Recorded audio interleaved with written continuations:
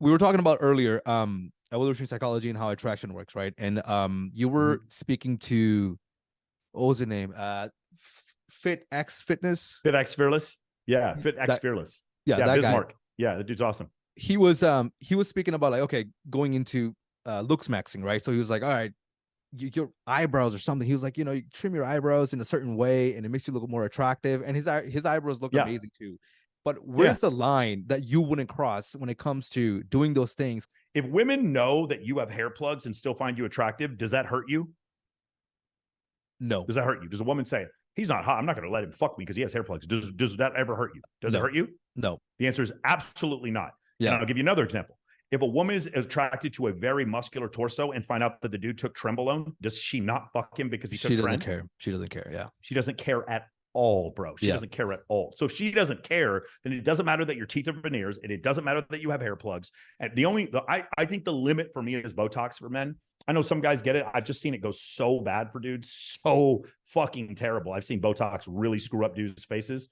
I know a guy who just recently died from just shooting way too much stuff into his face. You can die from that? Yeah, so that's dang. Okay. No, he was shooting a lot of other stuff in there too. It was really bad. Like it was some bad shit that was going on, and his liver couldn't handle it. But it was just, man, I would just be that's probably the limit of where I would go. If you're a dude and you want to get a nose job, just as long as you don't get something that just looks way too feminine, I don't really think I'd have a problem with it. The surgery where they pull your ears back, 100% I'm down for that. I would do that for sure. If you are a person that just has like a fucking, like you work out all the time, but you still look like Tyson Fury, like a big fucking bag of milk, and you wanted to take Ozempic or fucking get liposuction, maybe not in like your 30s, but maybe in your 40s or 50s, I don't think I'd have a problem with that.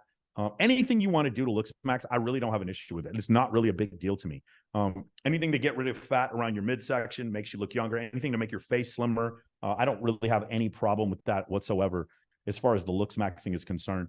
I'm right on the border with the fucking color contacts because they look super fake. That's the only one. Like so far we can't fix the color contact thing. Is just like it doesn't really work when you have dark eyes like mine. So yeah, any of that stuff is cool. But like I also like what Alex Costa said, which is chew gum all the time, which makes your jaw stronger. Absolutely true. Definitely get thinner to make your face leaner for sure. Ball fade in order to accentuate your jaw. 100%. Get facial hair to accentuate your jawline. 100%. Get those hunter eyes and use. Fix your eyebrows in a way that makes your brow look more steep. 100%. I agree with all that. I don't have any problem with that. Also, their shoulder to waist ratio. So I want my shoulders to be as wide as they can, in proportion to my waist. And when I do that, you want your shoulders to be about 65% wider than your waist. And you do that, that's what women find to be the most attractive. So how do you do that? Yep. You can do that through getting your shoulders bigger or by losing body fat. Everyone who's watching this, whenever I hear a guy who's like thinking about being like a passport bro, my first question is, are you below 14% body fat? No one should be allowed to even consider leaving the country to try to get women unless you are below 14% body fat. Because that means like fat dudes who become passport bros, it's so disappointing to me. It's such a cope. No, dude, no, it's not. You're not supposed to be a fucking passport bro yet. If you haven't even tried losing weight, why are you a passport bro? So that's another thing where I would say is kind of an issue. But all those things with Looksmaxing, Alex Costa has some great shit coming with hair. So if you have white people hair, I would listen to Alex Costa. If you have black people hair, I would listen to fucking FitX Fearless when it comes to hair care. That stuff is awesome. Like these guys have such great stuff when it comes to Looksmaxing. The problem is, for us, when I accentuate Looksmaxing, short dudes who have ethnicities where they think that they're not going to be good with women, they think that I'm a black. They just like, well, you see, black pill is real. They have to Looksmax because women won't. No, that's not what I'm saying. What I'm saying is you have different attributes. One of the attributes is charisma. One of the attributes is speaking voice. One of the attributes is your fidgety behavior or your masculine presence whenever you walk around people.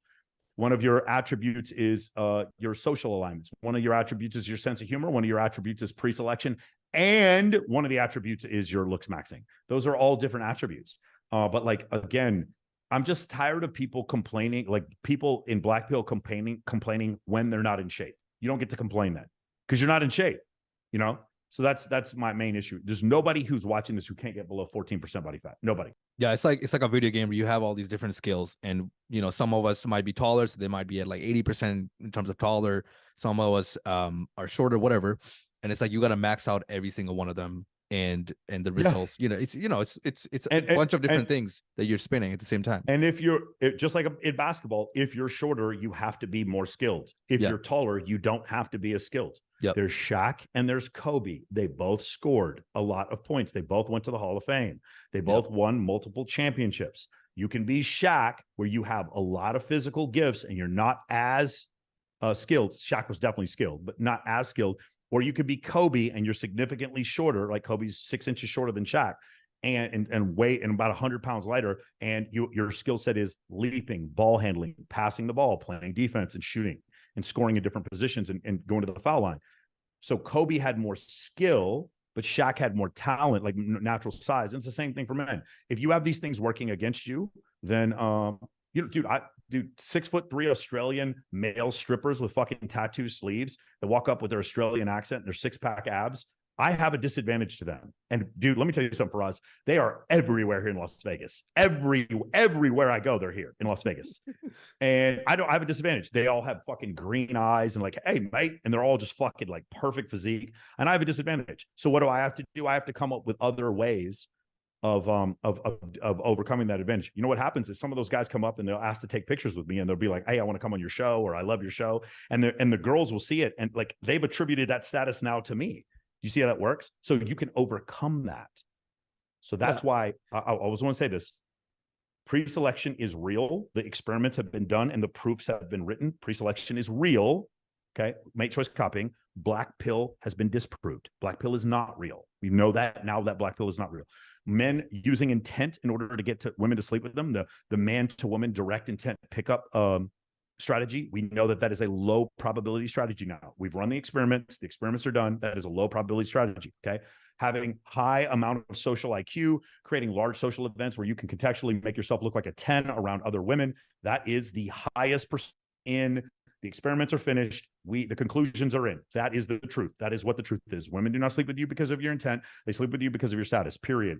There's no more. You're basically arguing if the earth is flat at this point. Like we're past that. And people still want to have this argument with me. And it's like, the argument's over. Social circle is better than cold approach. It's just done. So that's the thing. Cold approach is going in an unfamiliar environment and where you're at a massive disadvantage and trying to get girls to come home with you. Social circle is taking girls from an unfamiliar environment to a familiar environment where just her showing up is enough compliance to where you go up 2 points. Just showing up, you go up 2 points. If a girl shows up to your birthday, like for us, if a girl thinks you're a 6 and she convinces herself to show up to your birthday party and there's 10 other girls there, no matter if you do nothing else, you're already an 8. Do you understand that? Do the people watching this fucking understand that? If you don't grasp that, you don't understand social dynamics. 100%. That's so true. I saw that on my birthday, actually, it was last August. It was a great time. I was going to add also, with the height and status and social circle, the whole debate, isn't Dylan Bilzerian like under 6 feet? Yeah, it's 5'9", 5'10", somewhere in there. Yeah, he's under 6 feet. So that real life example right there. He looks like a SEAL. Like he does. He's, strong arms, but he's just got this really he's got some big old legs, bro. He's got he's just a big old leg dude. Yeah, and he's fucking yoked, and he looks like, when I meet other guys who were SEALs. Now Dan went through SEAL training twice. He didn't make it all the way through, but when I meet other guys that are SEALs, they're built like Dan. They're like compact individuals that can carry massive amounts of weight, lots of lower body muscle. Like that's what I've seen before. So that's kind of the way. Like I don't have the physique to make it through SEAL training. My knees would give out. I'm just not built that way. My hips are like this, and my knees are like this, and my ankles are like, they just wouldn't have worked. I wouldn't have made it through SEAL training. But like a guy like him, yeah, for sure.